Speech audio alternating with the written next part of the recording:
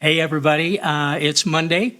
Hope you got a good night's sleep and hope you're ready for a great week. We're going to continue on a theme that we looked at last week, the theme of godliness. Last week, we focused on the path to godliness.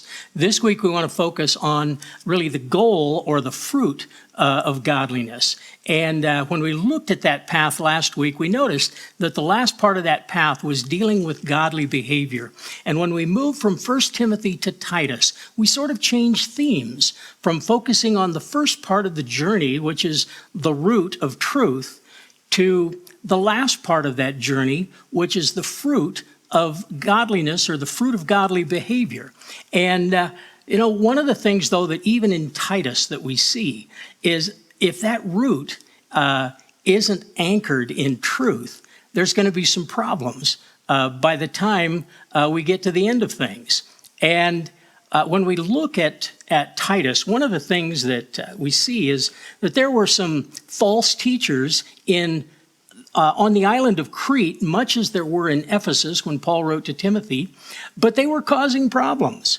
And Paul writes to Titus, and also speaking of these false teachers, and he tells Titus, "For there are many rebellious people." Now, the word there for rebellious means they're not under authority. Now, these Gnostic and Jewish teachers, it was kind of a combination of that, were saying, well, we're so spiritual and so righteous, you can't tell us what to do. And so there was sort of this spiritual arrogance. And so they were not standing under the authority of Paul as the apostle or Titus as his representative. And so Paul identifies these people as rebellious. And then he says they're mere talkers and deceivers. I'll say that right here, okay? But he says in verse 11, they must be silenced, because they are ruining whole households. So this false doctrine was beginning to spread through some of the house churches and beginning to ruin many of the churches that were meeting in these houses and undoing much of the work that had previously been done. And so Paul says these teachers must be silenced. Now, it's interesting, the word that Paul uses there, because it could also be translated, these false teachers must be muzzled. Now, I don't know if you've ever been in bed at night and you've heard your neighbor dogs barking loudly or yapping, and you want to say, muzzle it! And that's kind of what Paul was telling Titus here.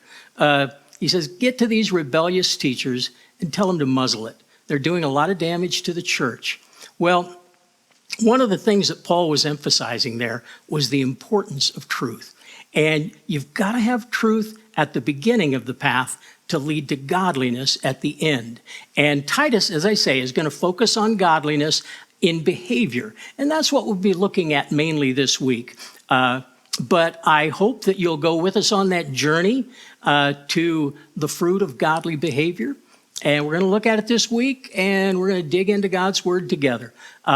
Let's get started. Have a great day in the meantime. Bye-bye. God bless.